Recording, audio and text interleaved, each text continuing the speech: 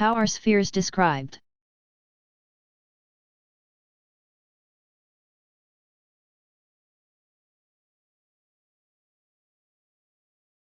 A sphere in solid geometry is considered to be the set of points, or the skin of the sphere, in three-dimensional Euclidean space that are equidistant from the sphere's singular, central point.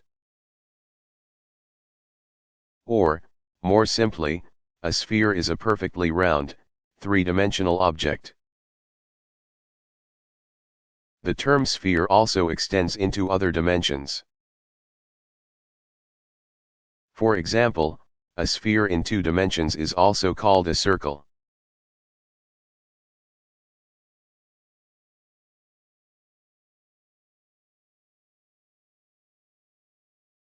What are the concepts of convergent and divergent sequences?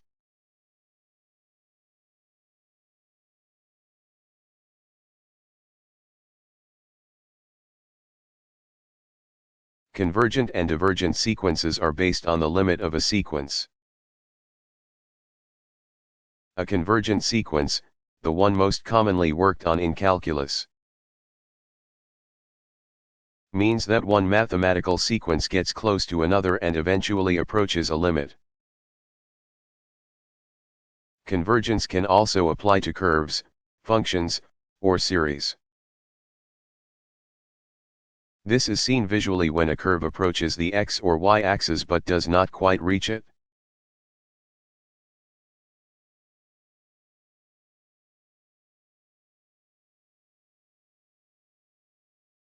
How can a calculator determine the limit of a sequence?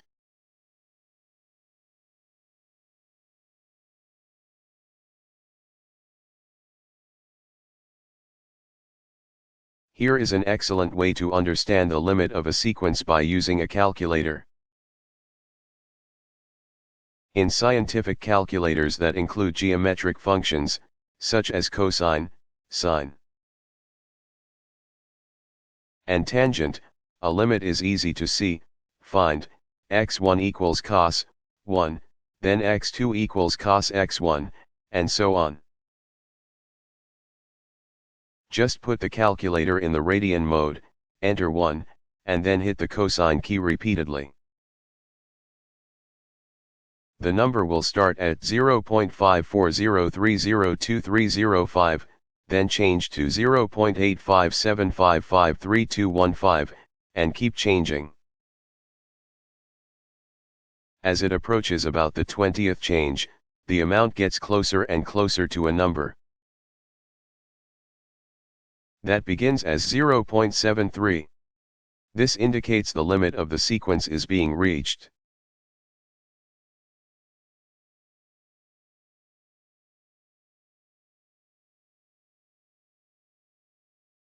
What is mathematical analysis?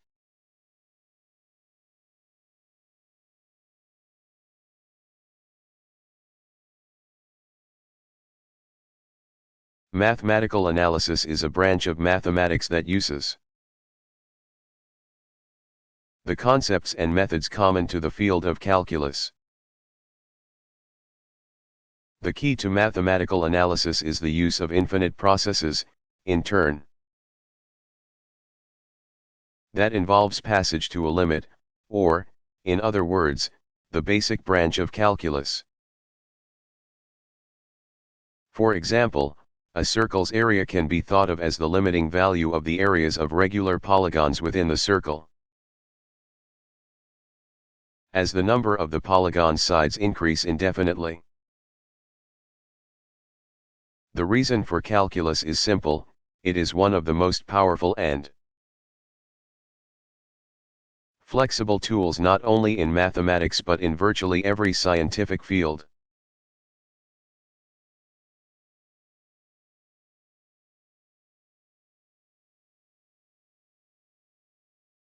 What is considered one of Archimedes' most significant contributions to mathematics?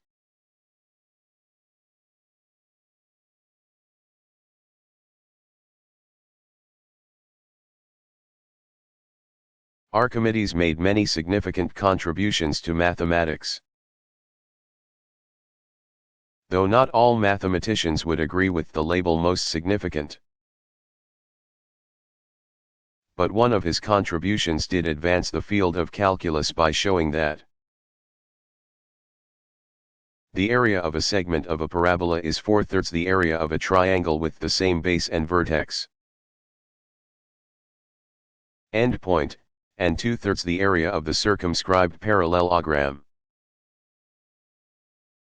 To figure this out, he constructed an infinite sequence of triangles, or wedges, finding the area of segments composing the parabola. He began with the first area, A, then added more triangles between the existing ones and the parabola to get areas of A and A/4, A and A/4 plus A/16, A and A/4 plus A/16 plus A/64, and so on. Based on his iterations, he determined the following, the first time anyone had determined the summation of an infinite series. For more about infinite series, see below.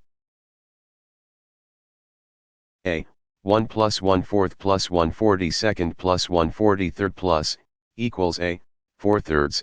Archimedes also applied this method of exhaustion, not literally becoming tired, but close to it, to approximate the area of a circle, which, in turn, led to a better approximation of pi. Using such integrations, he also determined the volume and surface area of a sphere and cone, the surface area of an ellipse, and many others. His work is considered the first steps toward integration that would eventually lead to integral calculus. For more information about Archimedes and his wedges, see geometry and trigonometry.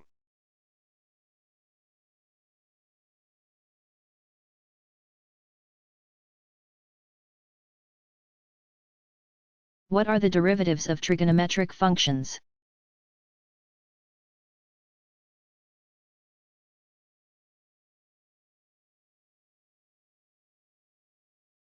There are also derivatives of the 6 major trigonometric functions sine, cosine, cotangent, cosecant, tangent, and secant. For more information on these trigonometric functions, see geometry and trigonometry.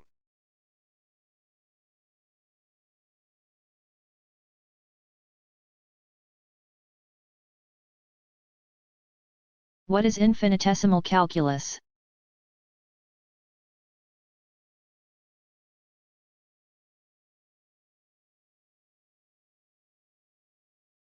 Infinitesimal may mean infinitely small in most people's dictionaries, or bring up thoughts of subatomic particles.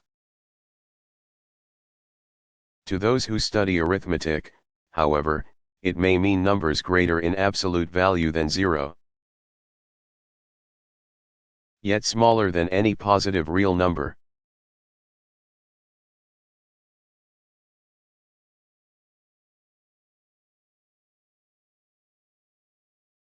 What are the 2 ways of looking at the derivative?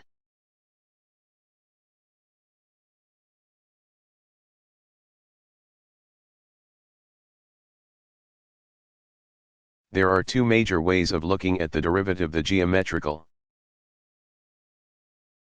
or the slope of a curve, and the physical, the rate of change.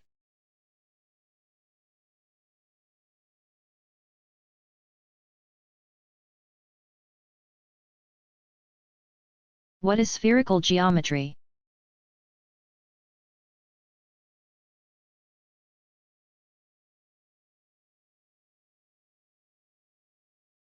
Spherical geometry is the study of objects on the surface of a sphere. This differs from the type of geometry studied in plane or solid geometry. In spherical geometry, there are no parallel lines, and straight lines are actually great circles, so any two lines meet in 2 points. In addition, the angle between two lines is the angle between the planes of the corresponding great circles. There are also entities called spherical triangles, or Euler triangles. When three planes pass through the surface of a sphere and through the sphere's center of volume, they have 3 surface angles and 3 central angles. There are also spherical polygons, in which a closed geometric object on the surface of a sphere is formed by arcs of great circles.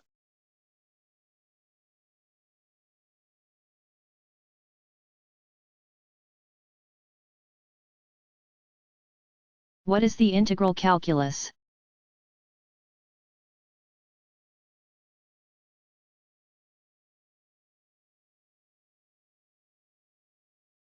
The integral calculus is the part of the calculus that deals with integrals, both the integral as the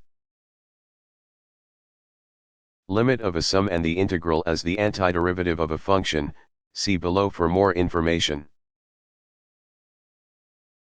In general, the integral calculus is the limit of a sum of elements in which the number of the elements increase without bound, while the size of the elements diminishes.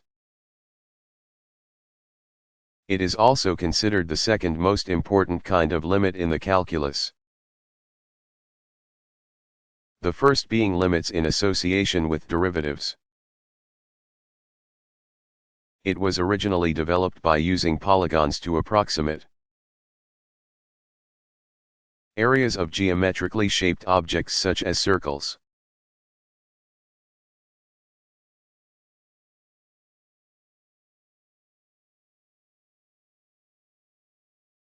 What is differential calculus?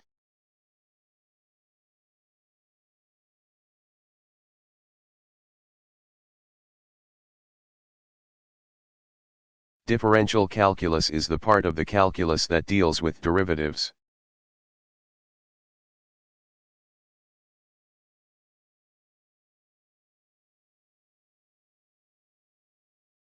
What is the area of a two-dimensional geometric figure?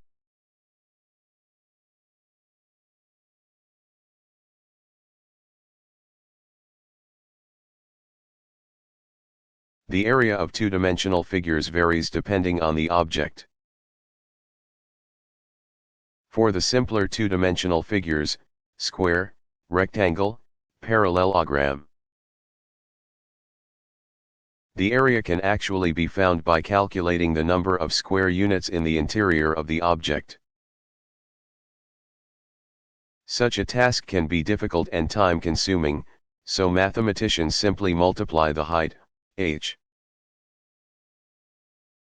times the base, b, sometimes said as length times height or length times width, with rectangles. For more information about the area of geometric figures, see the Appendix 3, Common Formulas for Calculating Areas and Volumes of Shapes.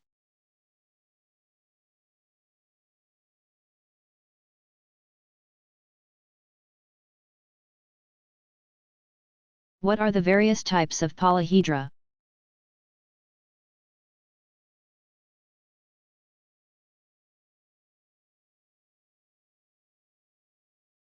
As with most forms, polyhedra are divided into many names, depending on the number of faces.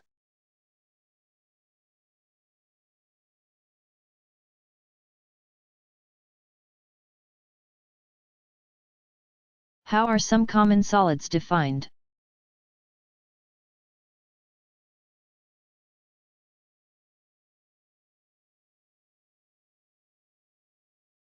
There are numerous objects defined in solid geometry. The following lists the most common, and some interesting ones. Cone. A cone can be both a surface and a solid. A solid cone is bounded by a region enclosed in a closed curve on a plane and a surface. formed by segments joining each point of the closed curve to a point that is not in the plane. Note, two solid cones seen with their pointed ends together help define conic sections. For more about conic sections, see elsewhere in this chapter. Pyramid. A pyramid is a polyhedron, see above. With one face a polygon and all other faces as triangles with a common endpoint, vertex.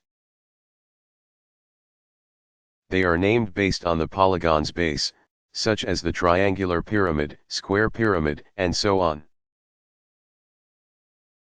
Some of the most famous solid pyramids are the sandstone pyramids of Egypt. These are actually called right square pyramids because the base of the polygon is a square and the vertical line from the vertex meets the center of the base. Cylinder. A cylinder can be both a surface and a solid. A solid cylinder is one that forms by rotating a circle about an axis through the midpoints of the opposite side. It is also called a right circular cylinder. One of the most well-known cylinders is possibly sitting right next to you, a coffee cup. With its cylindrical shape, and the bases, in this case, the base and rim, considered to be congruent circles. Prism. A prism is a polyhedron with two parallel, congruent faces that make up the bases of the shape. The other, lateral faces are considered to be parallelograms. If the lateral faces are rectangles, the prism is called a right prism.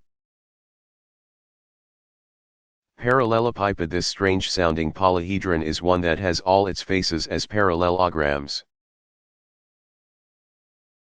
or a prism with parallelogram bases. The most familiar parallelepiped is a simple box also called a rectangular parallelepiped that has rectangles for all the 6 faces.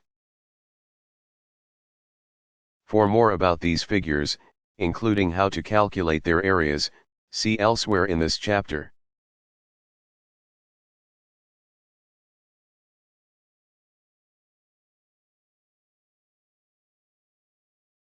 What did Isaac Newton contribute to mathematical analysis?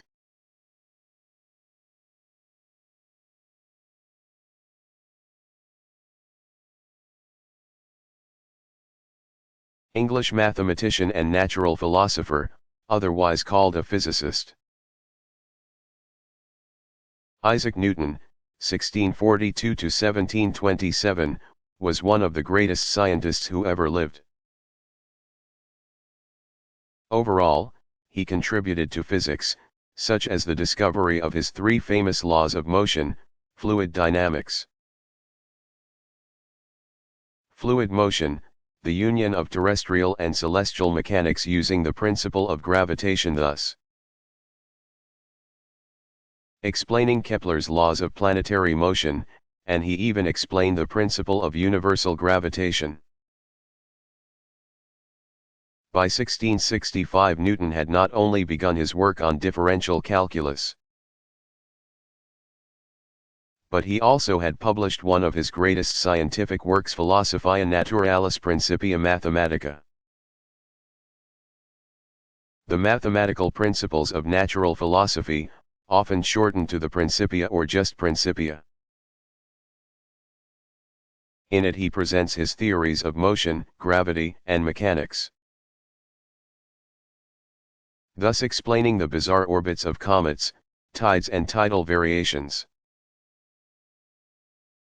the movement of the Earth's axis, called precession, and motion of the Moon.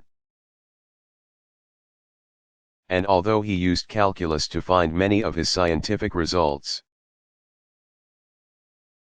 Newton also explained them using older geometric methods in the book.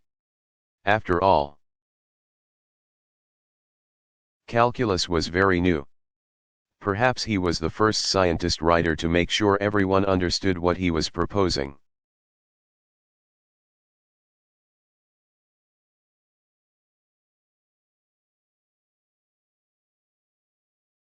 Why are arcs and angles important to circles?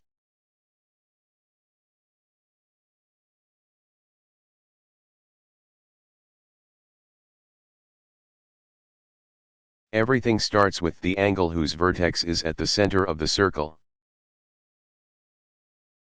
Logically called the central angle of a circle.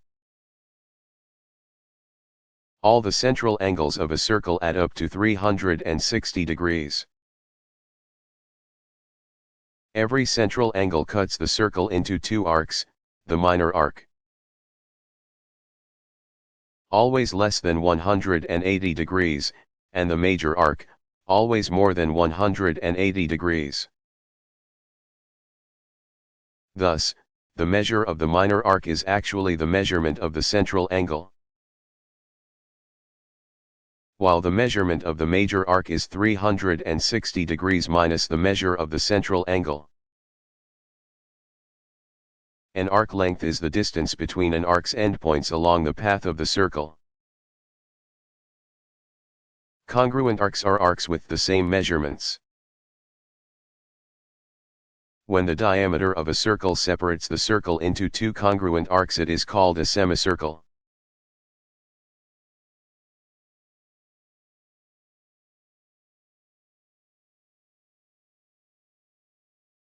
What is the perimeter of a two-dimensional geometric figure?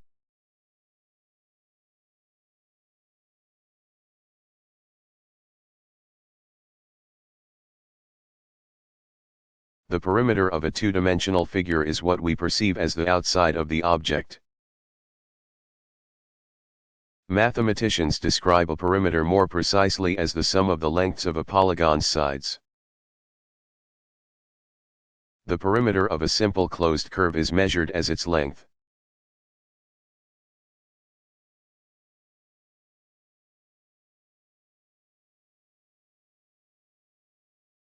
What is a limit of a sequence?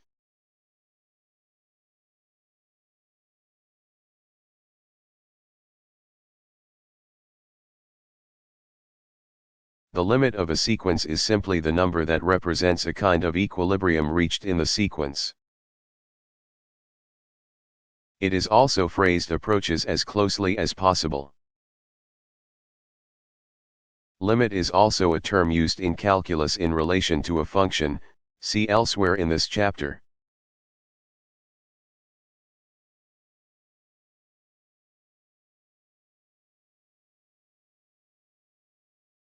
What does the strange symbol IFF mean in calculus?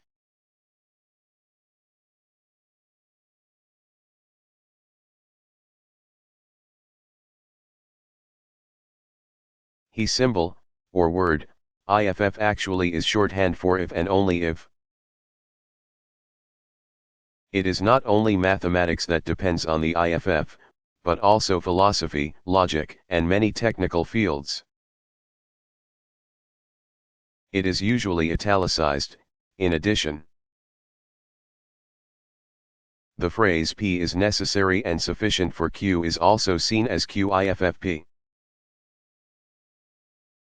The corresponding logical symbols for if and only if are, and equals. But for those who study calculus, it is an area of mathematics pioneered by Gottfried Leibniz. His idea was based purely on the concept of infinitesimals. This was in opposition to the calculus of Isaac Newton, who based his calculus on the concept of the limit. Although historically the emphasis was placed on the minute. Modern infinitesimal calculus actually has little to do with infinitely small quantities.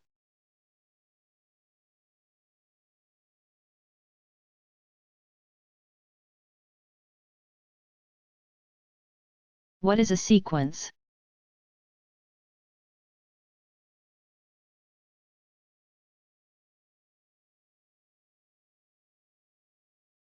A sequence is defined as a set of real numbers with a natural order. A sequence is usually included in brackets, with the terms, or parts of a sequence, separated by commas.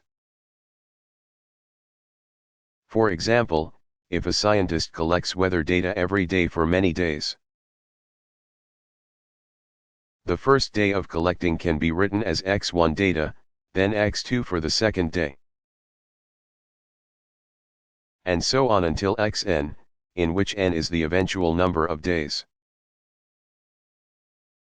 This does not mean that sequences only get progressively larger and smaller.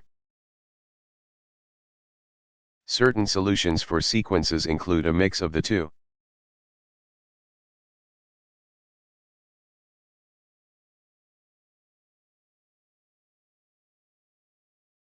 The following lists some of them, based on their number of sides. What are the Platonic solids?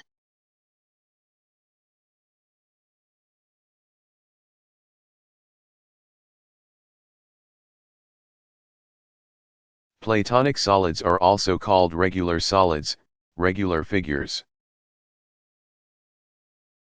A term also used in reference to polygons, regular polyhedra, or cosmic figures.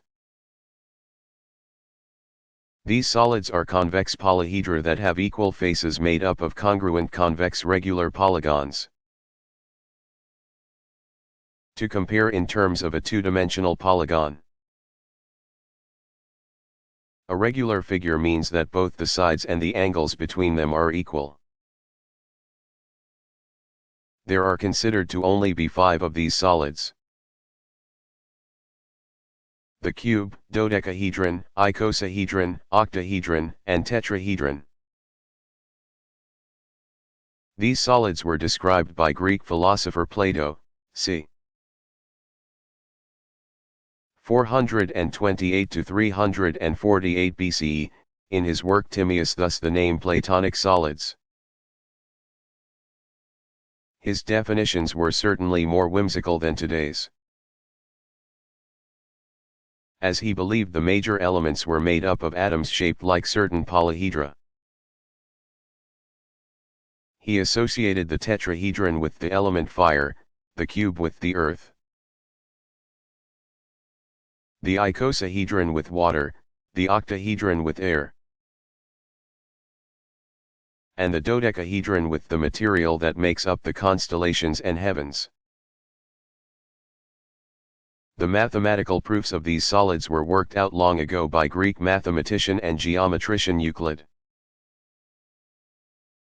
c. 325–c. 270 BCE, in the last part of his Elements, for more information about Euclid. See elsewhere in this chapter, as well as Foundations of Mathematics.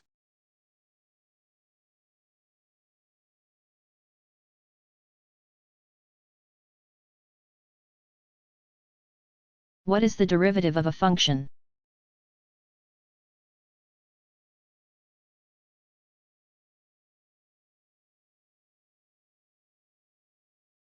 One of the most important, core concepts in modern mathematics and calculus is the derivative of a function or a function derived from another function. A derivative is also expressed as the limit of dy/dx. Also said as the derivative of y with respect to x.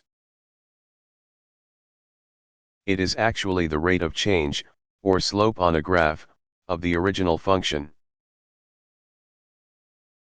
The derivative represents an infinitesimal change in the function with respect to the parameters contained within the function. In particular, the process of finding the derivative of the function y equals f, x, is called differentiation.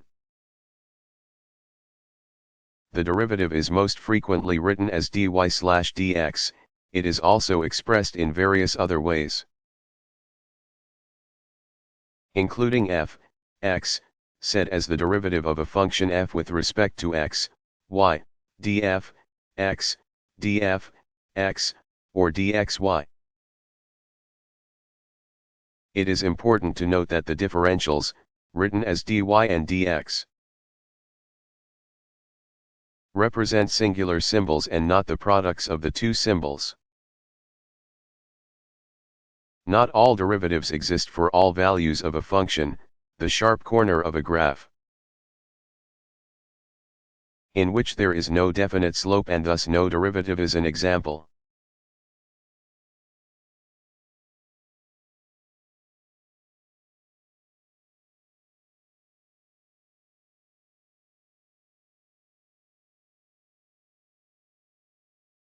What are the various types of quadrilaterals?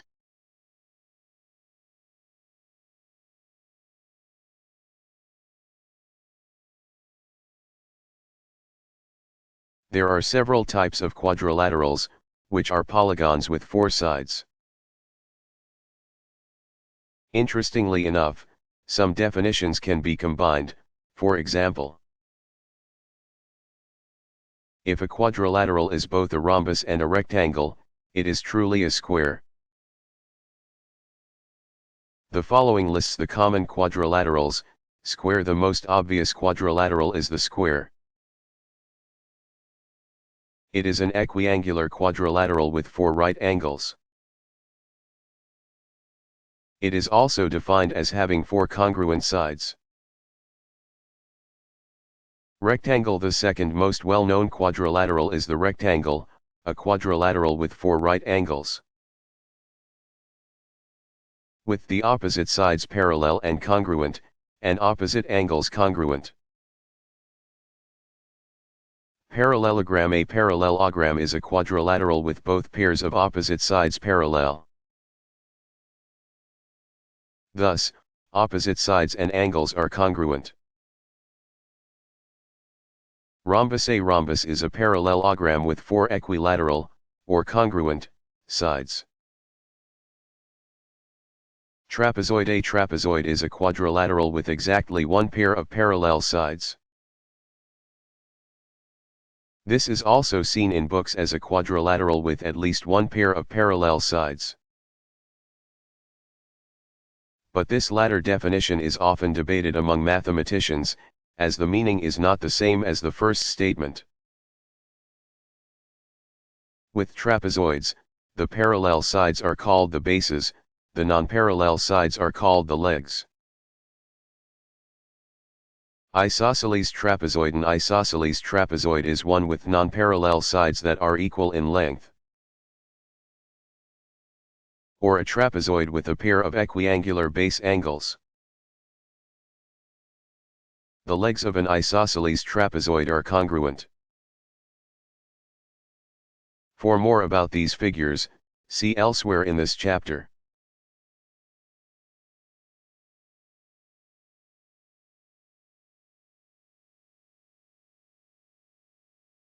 What is the concept of bound?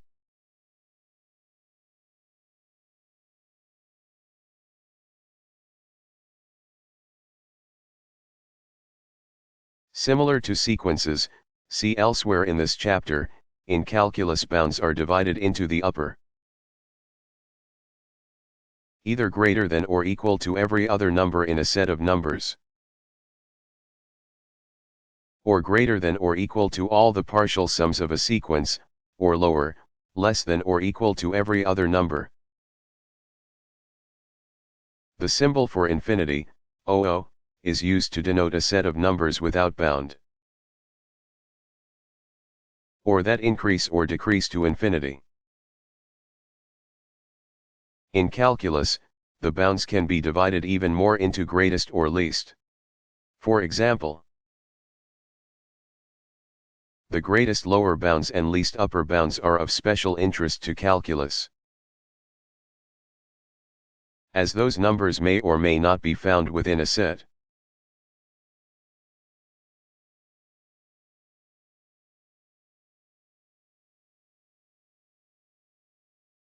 What culture took the first steps in the development of mathematical analysis?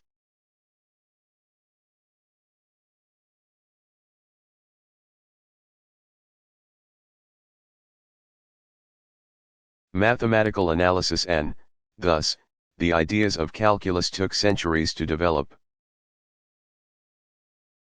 Probably the first to present some solid concepts in the field were the Greeks, whose most important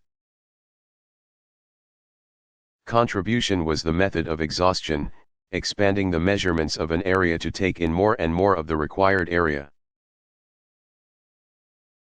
For example, Zeno of Elea, c. 490–c. 425 BCE, based many problems on the infinite. Leucippus of Miletus, fluid c. 435–c. 420 BCE, Democritus of Abdera, 460–370 BCE. A student of Leucippus who also proposed an early theory about how the universe was formed, and Antiphon, c. 479–411 BCE, who some historians believe tried to square the circle, would all contribute to the method of exhaustion. Eudoxus of Cnidus, c. 400–347 BCE, would be the first to use the method on a scientific basis. Archimedes, c. 287–212 BCE, Hellenic. Considered one of the greatest Greek mathematicians, took mathematical analysis one step further. He more fully developed the theory presented by Eudoxus that would eventually lead to integral calculus.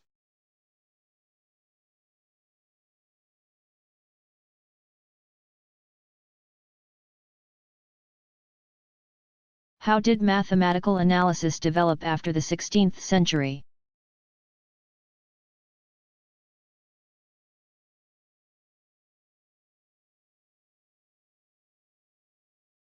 Ideas about mathematical analysis took a long hiatus after the Greeks. It didn't begin to grow again until the 16th century, when the need to examine mechanics problems became important. For example, German astronomer and mathematician Johannes Kepler, 1571–1630,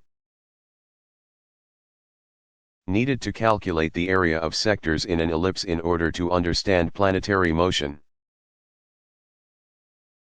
Interestingly, Kepler thought of areas as the sums of lines, a kind of crude form of integration. Even though he made two errors in his work, they cancelled each other out and he was still able to determine the correct numbers. By the 17th century, many mathematicians had begun to contribute to the field of mathematical analysis. For example, French mathematician Pierre de Fermat, 1601–1665, made contributions that eventually led to differential calculus. Bonaventura Cavalieri presented his method of indivisibles, one he developed after examining Kepler's integration work.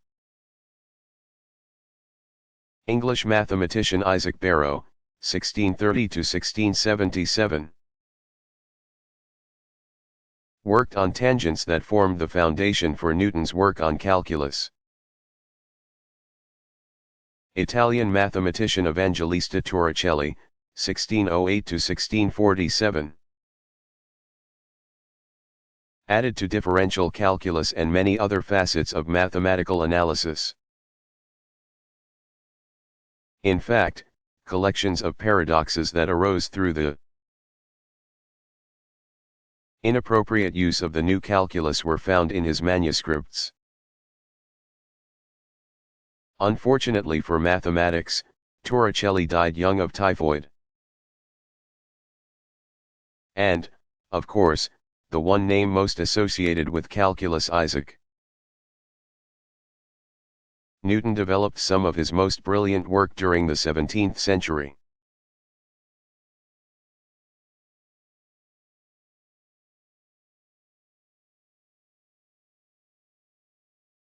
What is a partial derivative?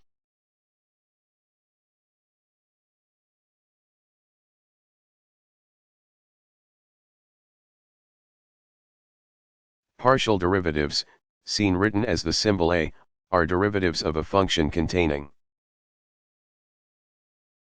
multiple variables that have all but the variable of interest held fixed during the differentiation. Thus, when a function f, x, y, depends on more than one variable. The partial derivative can be used to specify the derivative with respect to one or more variables. There are other terms, too.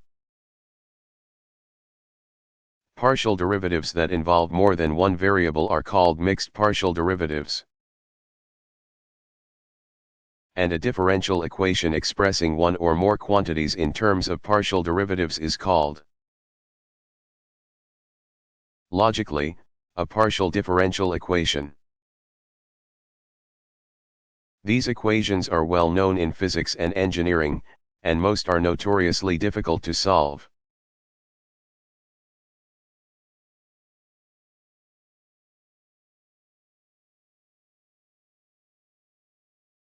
Why was Gottfried Wilhelm Leibniz important to calculus?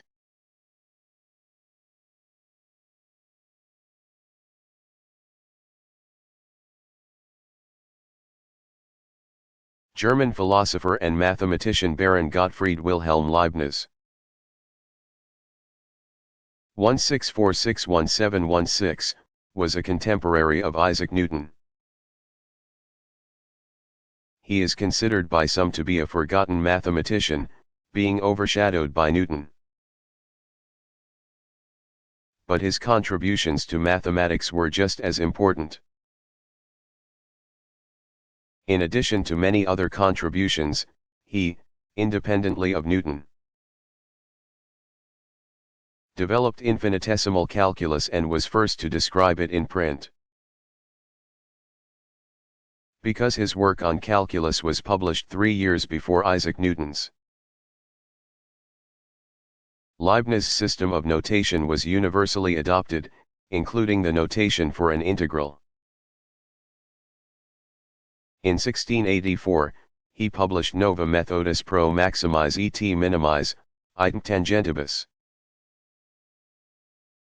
a work detailing differential calculus and containing the familiar d, or d/dx, notation, along with the rules for calculating the derivatives of powers, products, and quotients.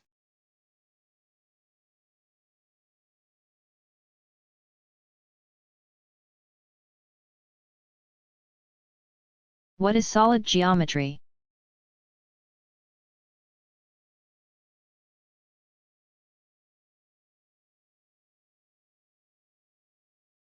Solid geometry is the study of objects in three-dimensional Euclidean space.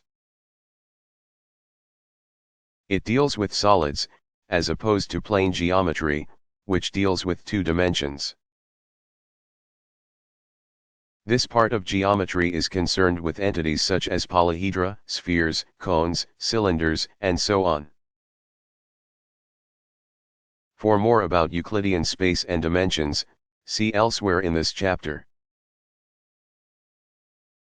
In geometry, solids are defined as closed three-dimensional figures, or any limited portion of space bounded by surfaces. They differ in subtle ways from what we perceive as solids. We see solids in terms of what surrounds us, three-dimensional figures with their surfaces, the actual objects we perceive. Geometric solids are actually the union of the surface and regions of space. In a way, this adds another dimension to two-dimensional space.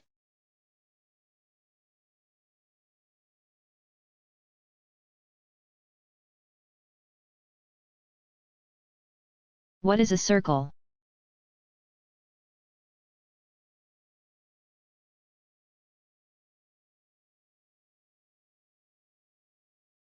A circle is one of the most fundamental shapes in geometry and one shape we commonly see every day.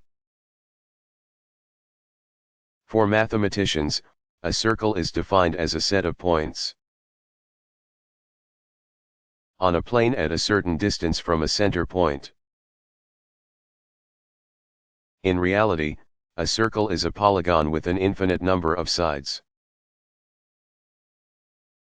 The distance of a line segment from the center to the points on the circle is called the radius.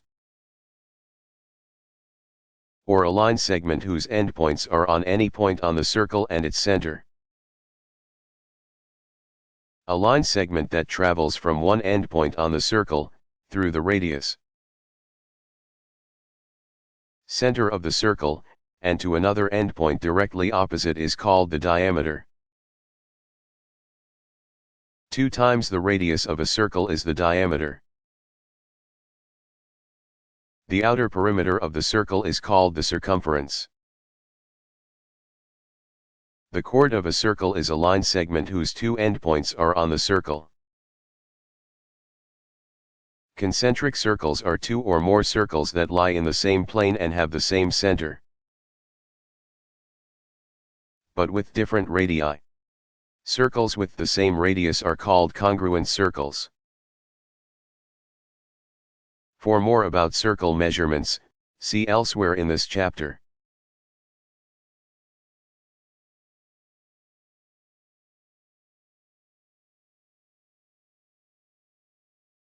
What are the different categories of modern calculus?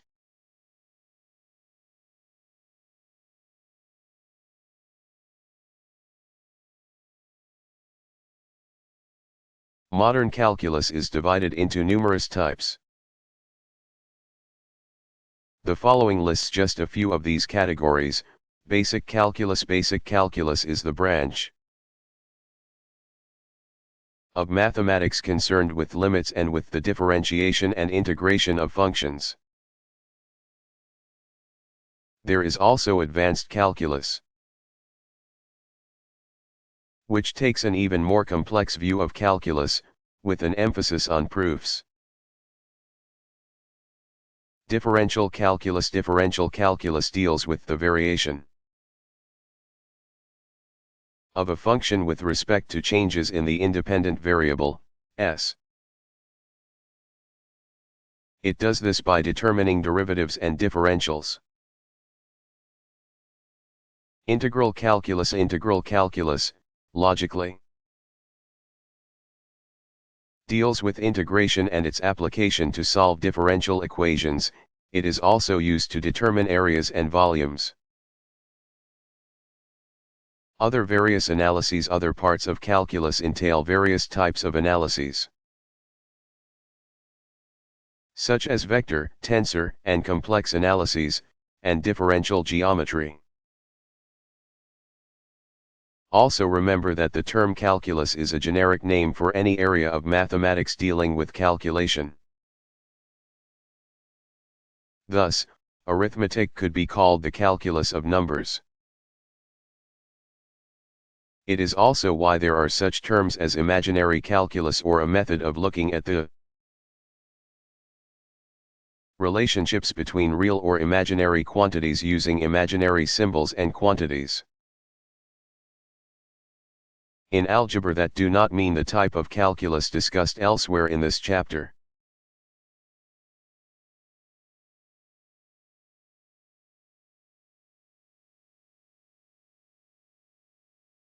What does continuous and discontinuous mean in calculus?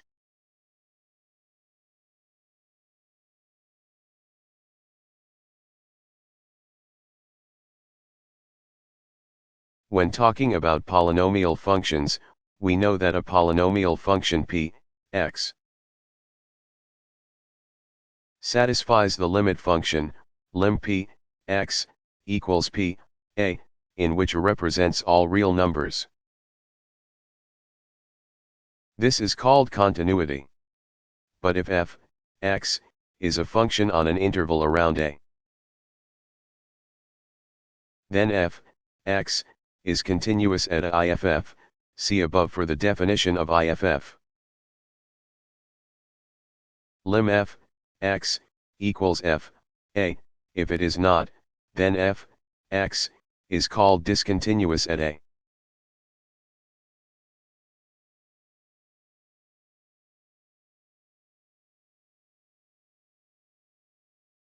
What are the various forms of calculus?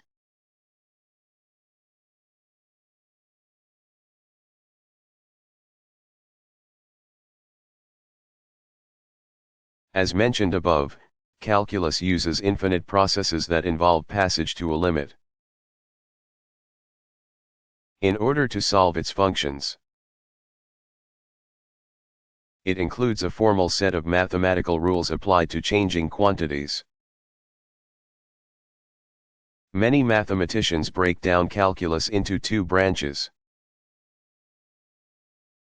The first is integral calculus, or the general problems of measuring length, area, volume,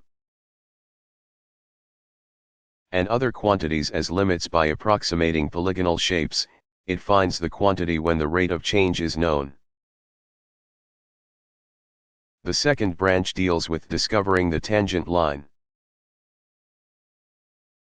to a curve at a specific point, or differential calculus. In this case, the calculus determines the quantity's rate of change. There also are several other forms of mathematical analysis that depend on calculus methods, such as vector analysis, tensor analysis, differential geometry, and complex variable analysis.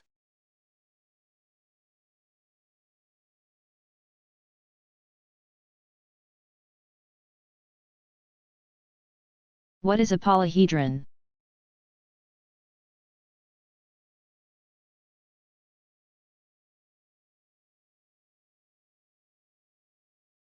The word polyhedron comes from the Greek poly, meaning many,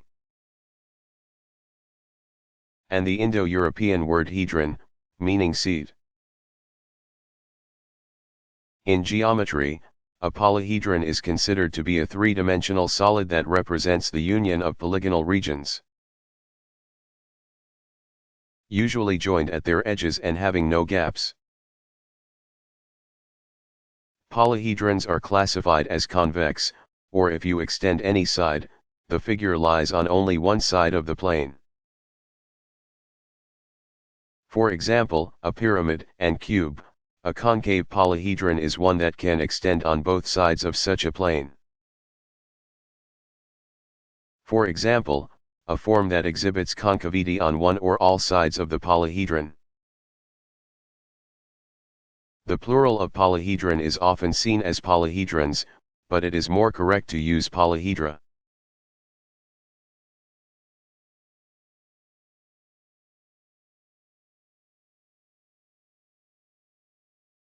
Are there higher derivatives of a function?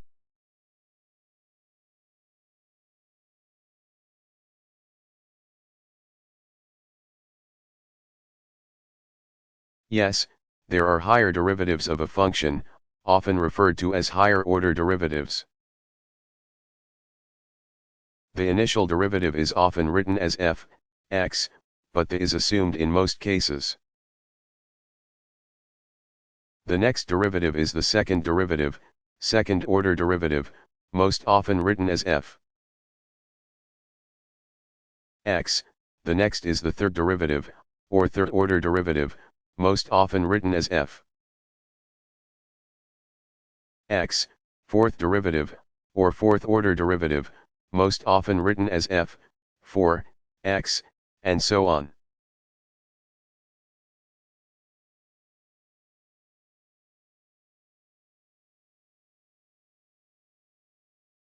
What is an example of the second derivative?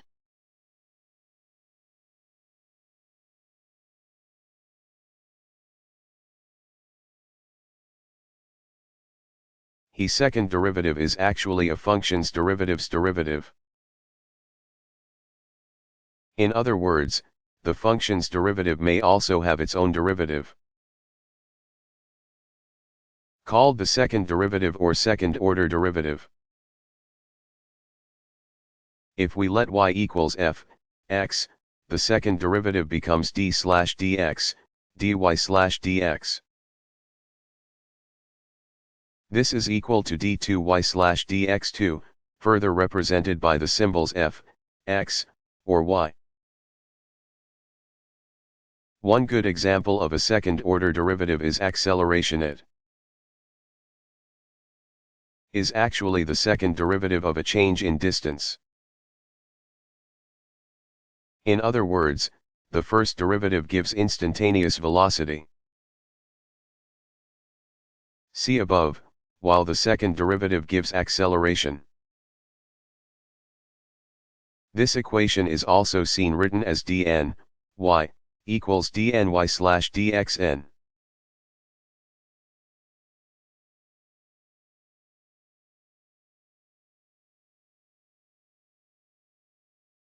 What is the graphic representation of the approximation of an area under a curve using integration?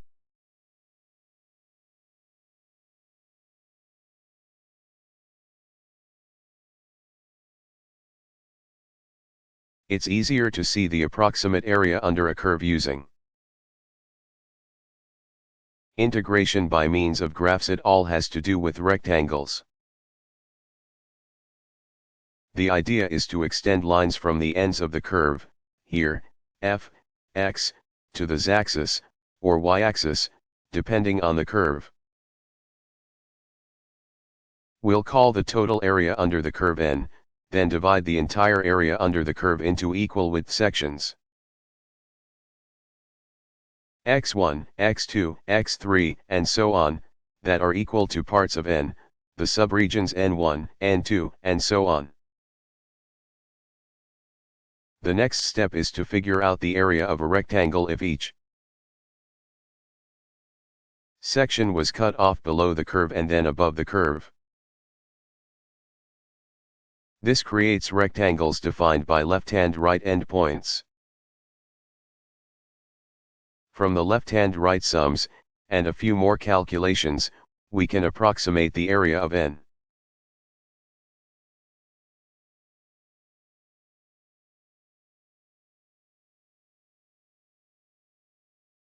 What is the graphic representation of the approximation of an area under a curve using integration?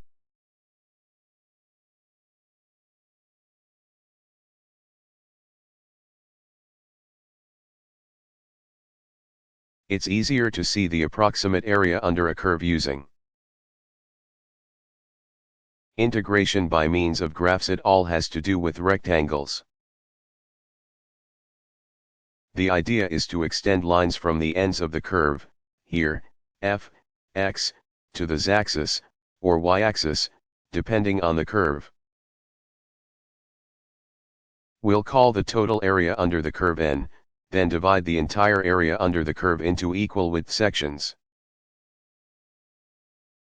x1, x2, x3, and so on, that are equal to parts of n, the subregions n1, n2, and so on. The next step is to figure out the area of a rectangle if each section was cut off below the curve and then above the curve. This creates rectangles defined by left-hand right endpoints. From the left-hand right sums, and a few more calculations, we can approximate the area of n.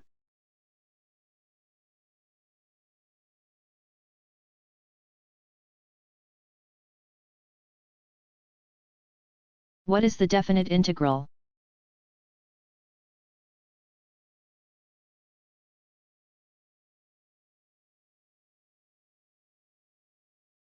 In actuality, the area is actually determined using limits.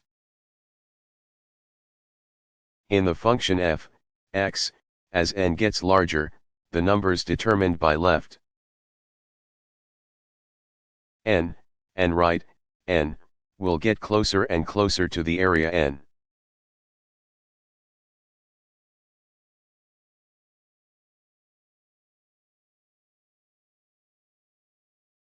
What is the definite integral?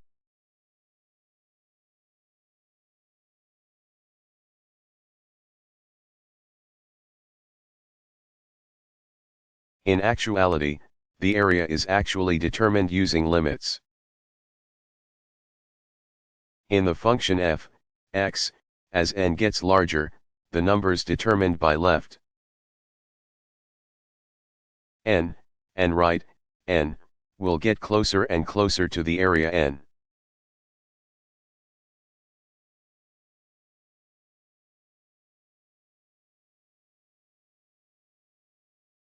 What is an indefinite integral?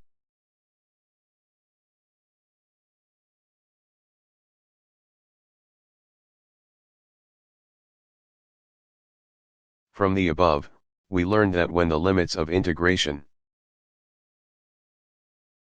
in the case of a and b above are specified, it is called a definite integral. Contrarily, if no limits are specified, it is called an indefinite integral. Thus, the indefinite integral is most often defined as a function that describes an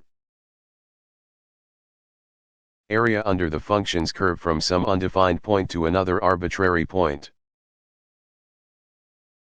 This lack of a specified first point leads to an arbitrary constant, usually denoted as c, that is always part of the indefinite integral.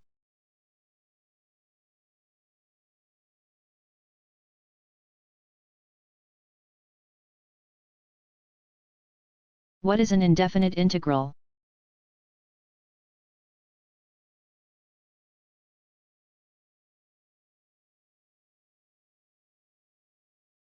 From the above, we learned that when the limits of integration in the case of a and b above are specified, it is called a definite integral. Contrarily, if no limits are specified, it is called an indefinite integral. Thus, the indefinite integral is most often defined as a function that describes an area under the function's curve from some undefined point to another arbitrary point.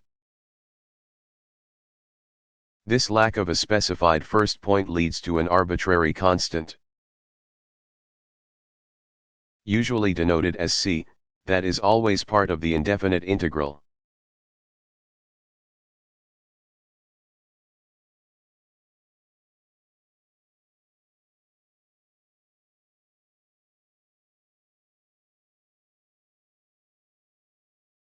What is the fundamental theorem of the calculus?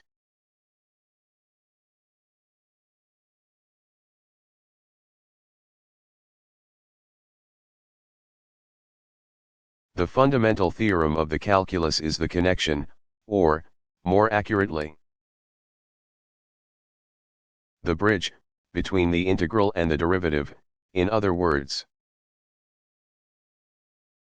It is another way of finding the area under a curve, see above, by evaluating the integral.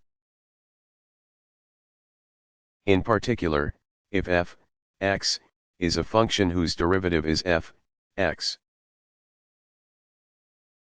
then the area under the graph of y equals f, x, between the points a and b is equal to f, b, f, a.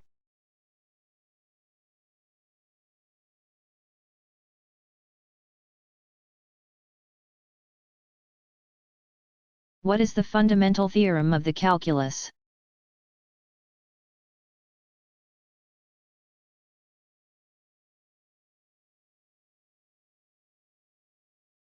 The fundamental theorem of the calculus is the connection, or, more accurately, the bridge, between the integral and the derivative, in other words. It is another way of finding the area under a curve, see above, by evaluating the integral. In particular, if f, x, is a function whose derivative is f, x, then the area under the graph of y equals f, x, between the points a and b is equal to f, b, f, a.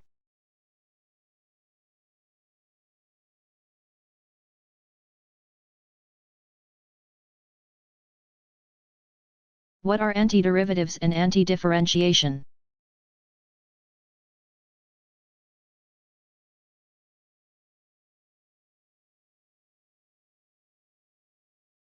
An antiderivative is often interpreted as the same as an indefinite integral, but they actually do differ in definition. Using the notations above describing the fundamental theorem of the calculus, See box text for definition of the fundamental theorem of the calculus. The function f, x, is an antiderivative of f, x, described as also equal to the integral of f, x.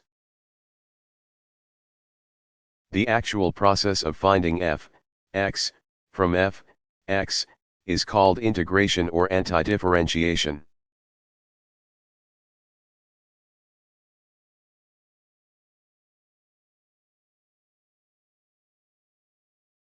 What are antiderivatives and antidifferentiation?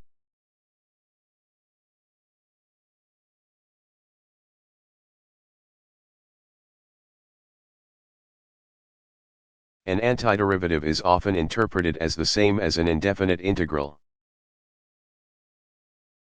But they actually do differ in definition. Using the notations above describing the fundamental theorem of the calculus. See box text for definition of the fundamental theorem of the calculus.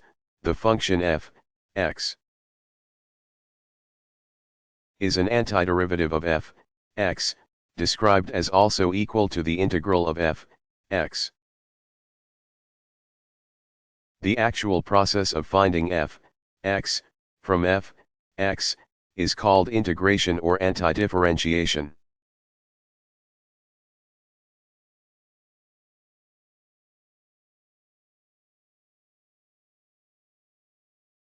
What is an improper integral?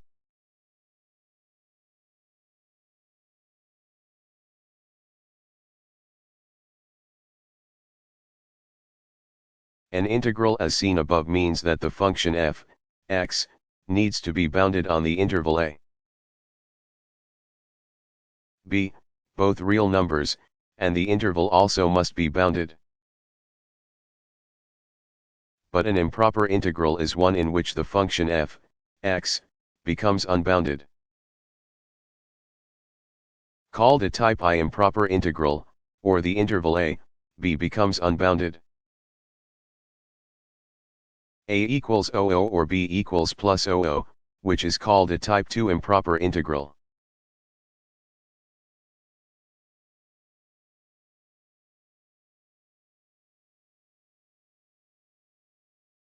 What is an improper integral?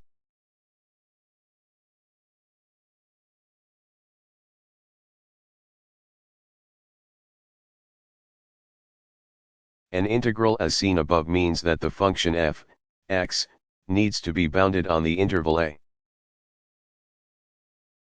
b, both real numbers, and the interval also must be bounded. But an improper integral is one in which the function f, x, becomes unbounded. Called a type I improper integral, or the interval a, b becomes unbounded. A equals 00 or b equals plus 00, which is called a type II improper integral.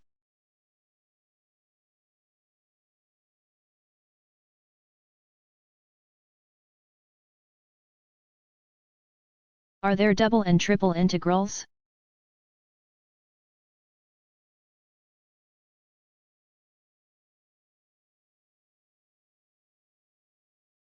Yes, there are double and triple integrals and even multiple integrals in equations, jj, jjj, and so on.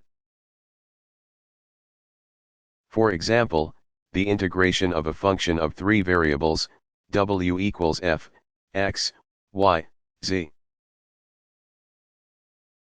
over a three-dimensional region R in xyz space, three-dimensional space, is called a triple integral.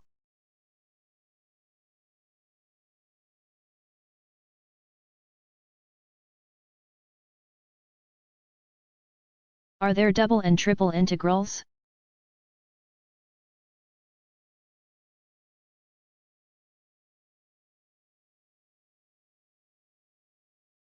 Yes, there are double and triple integrals and even multiple integrals in equations, jj, jjj, and so on. For example, the integration of a function of three variables, w equals f, x, y, z, over a three-dimensional region R in XYZ space, three-dimensional space, is called a triple integral.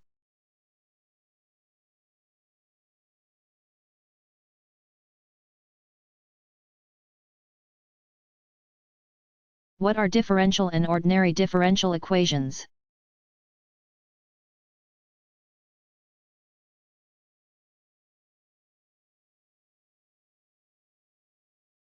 Logically, a differential equation is one that contains differentials of a function, with these equations defining the relationship between a function and one or more derivatives of that function. More specifically, differential equations involve dependent variables and their derivatives with respect to the independent variables. To solve such equations means to find a continuous function of the independent variable that, along with its derivatives, satisfies the equation. An ordinary differential equation is one that involves only one independent variable.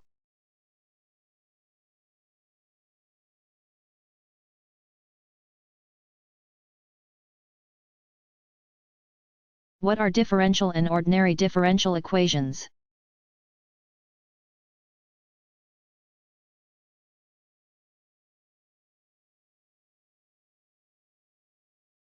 Logically, a differential equation is one that contains differentials of a function,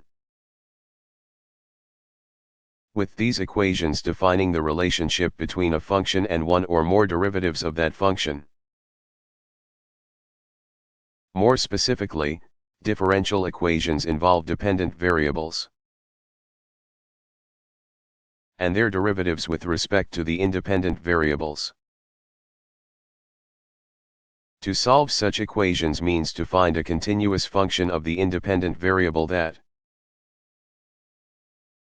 along with its derivatives, satisfies the equation.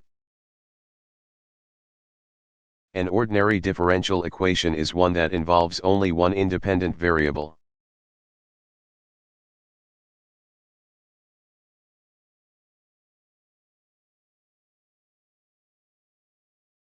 What do the order and degree of a differential equation mean?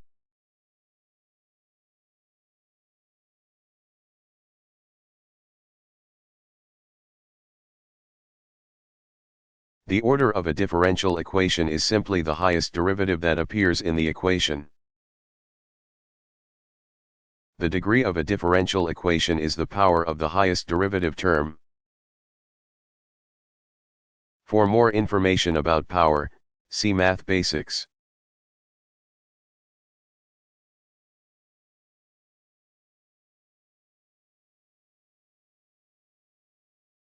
What do the order and degree of a differential equation mean?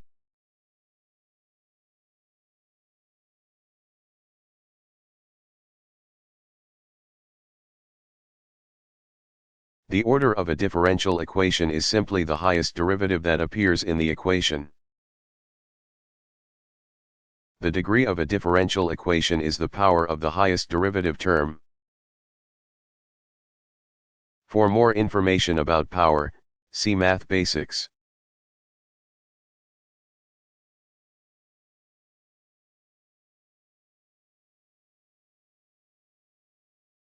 What are implicit and explicit differential equations?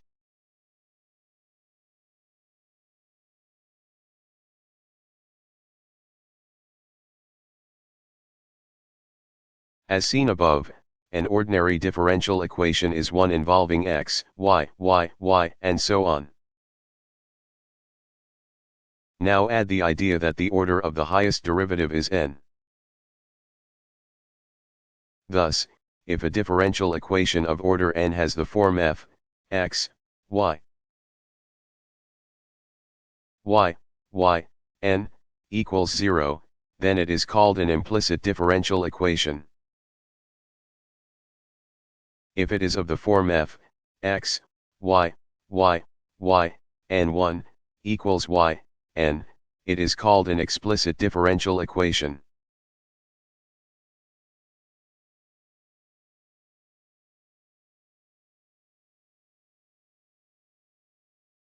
What are implicit and explicit differential equations?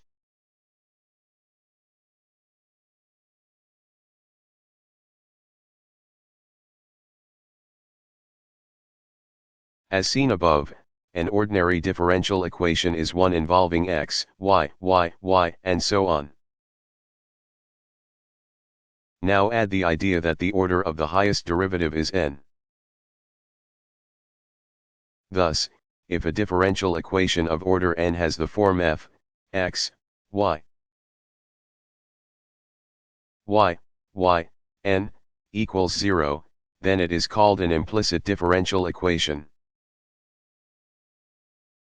If it is of the form f, x, y, y, y, n 1, equals y, n, it is called an explicit differential equation.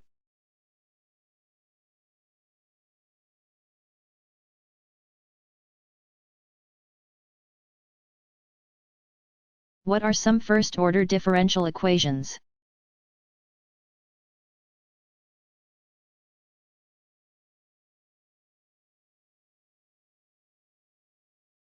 A first-order differential equation is one involving the unknown function y, its derivative y, and the variable x. As seen above, these types of equations are usually referred to as explicit differential equations. There are several types of first-order differential equations, including separable, Bernoulli, linear, and homogeneous. For explanations of the last two, see below.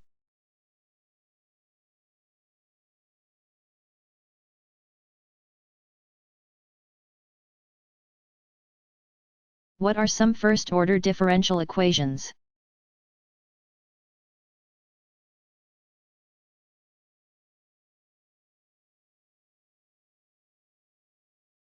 A first-order differential equation is one involving the unknown function y, its derivative y, and the variable x. As seen above, these types of equations are usually referred to as explicit differential equations. There are several types of first-order differential equations, including separable, Bernoulli, linear, and homogeneous. For explanations of the last two, see below.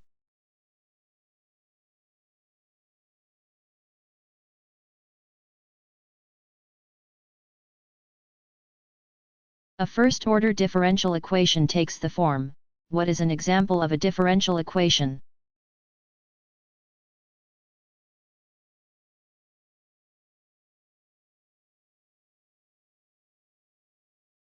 An example of a differential equation involves letting y be some function of the independent variable t.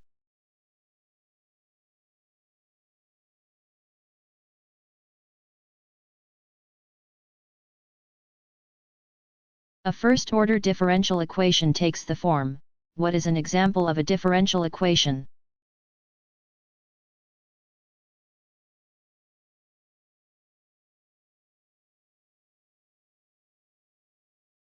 An example of a differential equation involves letting y be some function of the independent variable t.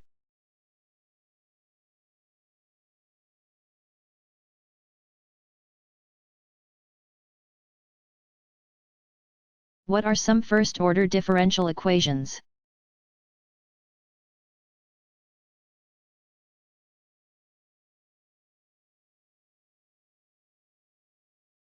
A first-order differential equation is one involving the unknown function y, its derivative y, and the variable x.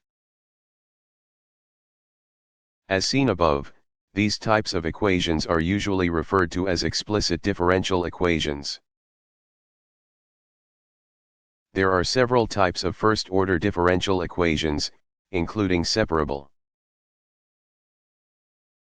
Bernoulli, linear, and homogeneous. For explanations of the last two, see below.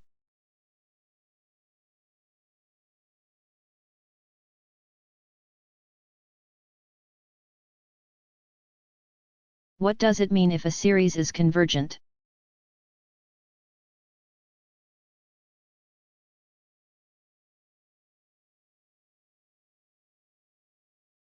Convergence of a series is related to the convergence of a sequence, but don't confuse them. The convergence of the sequence of partial sums, usually written as Sn, differs greatly from the convergence of a sequence of numbers, usually written as Xn. For example, the series Xn, and its associated sequence of partial sums, or Sn, is convergent if and only if the sequence Sn is convergent.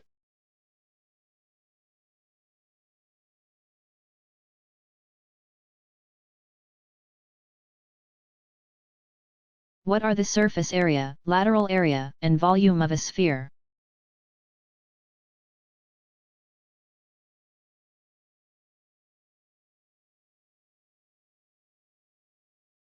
A sphere is a set of points equidistant from a central point. A center, a sphere in 2 dimensions, is a circle.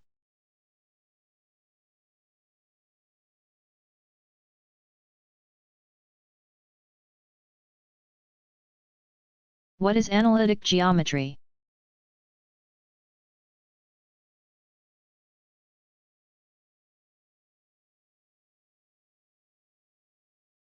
Analytic geometry is actually another name for coordinate, or Cartesian, geometry. A way to geometrically represent ordered pairs of numbers, or coordinates. The objects are described as n tuples of points, in which n equals 2 in a plane and n equals 3 in a space. Or 2 and 3 dimensions, in some coordinate system. Overall, analytic geometry allows mathematicians to determine the position, configurations, and separations of objects using algebraic representation and manipulation of equations.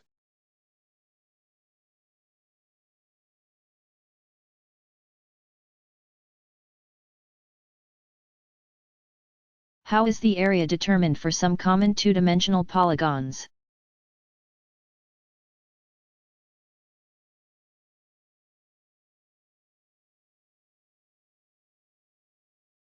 Finding the areas of polygons is not as simple as determining the areas of a rectangle and square. In order to find the area of certain polygons, one essentially breaks the shape down into smaller shapes with simpler formulas. These types of shapes are called composites. The formulas for many of these polygons are all adaptations from the rectangle area formula, or height, h, times base, b. For example, a triangle is actually exactly half of a rectangle. Thus, the formula to find the area of a triangle is half the base times the height, 1/2bh. In the case of the trapezoid, the figure can be divided into triangular sections, with the area equal to 1/2 times the 2 bases times the height, or 1/2, b and b, h. The triangle formula also is used to find other regular polygon areas, but they are less obvious. For a regular polygon, a feature called the apothem is necessary for finding the area. This is the height of one of the congruent triangles inside the regular polygon. In general, to find the polygon's area, you need to find the area of one triangle and multiply it times the number of sides. For example, to find the area of a hexagon, divide the figure into 6 triangles, each with L equal to the height of each interior triangle or apothem. L is also half of the smallest interior dimension of the hexagon, called W. Thus, the area of a hexagon is the square root of 3 divided by 2 times W squared, or V3-2xW2. There is still another way to determine the area of a polygon by using the Pythagorean theorem. A method that uses length and height, with the resulting formula for the area of a polygon looking much different. Both methods give the same results in numerical terms.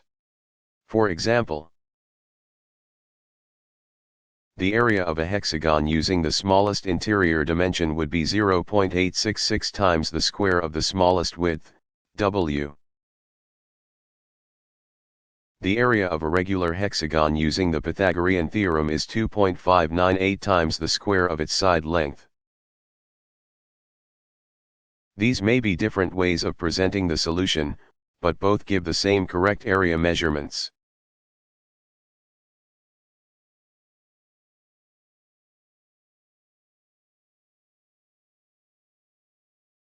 What is a geometric series?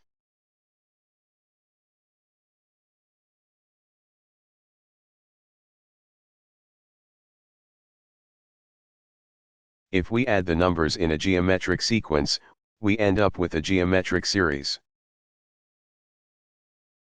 A geometric series is obtained when each term is determined from the preceding one by multiplying by a common ratio.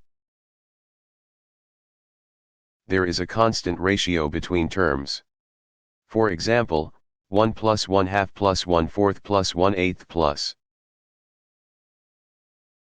and so on, is a geometric series because each term is determined by multiplying the preceding term. By January 2nd. To find the sum of a geometric series, the formula is, sum equals a, Rn1, slash, R1, or a, 1 Rn, slash 1 R, in which a is the first term, R is the common ratio, and n is the number of terms. For example, to find the sum of the first 6 terms of a series represented by 2 plus 6 plus 18 plus 54 plus 162 plus 486, define a equals 2, R equals 3, and n equals 6. Substitute the numbers, sum equals 2, 36 1, slash 3 1 equals 729 1 equals 728. We could also have determined this number based on the first few numbers, such as 2 plus 6 plus 18 plus 54, as long as we knew the common ratio, the first number, and how many numbers in the series we wanted to add. This is something that can easily be determined based on just these 4 numbers.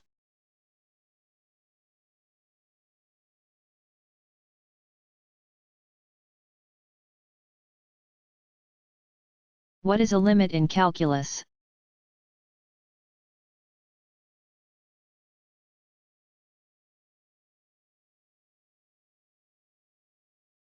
A limit is a fundamental concept in calculus. Unlike a limit mentioned above, as in a series or sequence, a limit of a function in calculus takes on a somewhat different meaning. In particular, a limit of a function can be described as the following: if f, x, is a function defined around a point C, but may not be at C itself, the formal limit equation becomes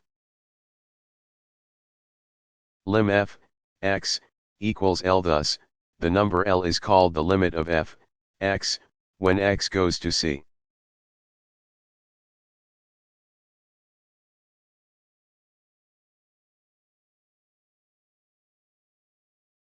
What is a series?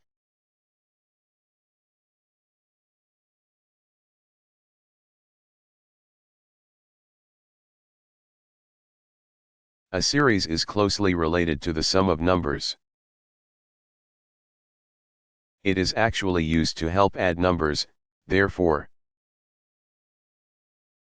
In a sequence it can be the indicated sum of that sequence. In general, the idea is to start with a number, then do something to that number to get the next number. Then do the same to that number to get the next number, and so on. For example, a finite series with 6 terms is 2 plus 4 plus 6 plus 8 plus 10 plus 12.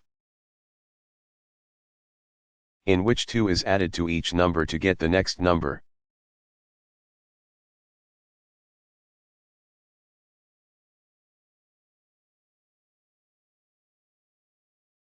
What is an improper integral?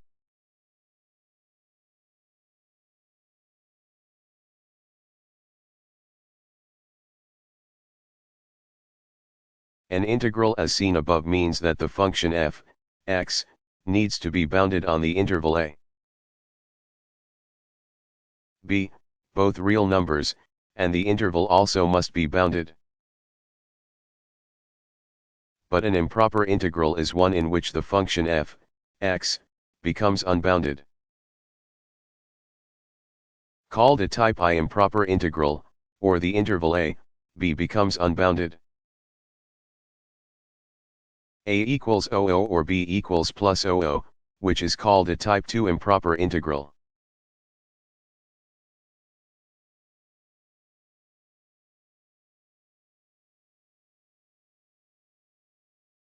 What are vertical asymptotes in association with limits?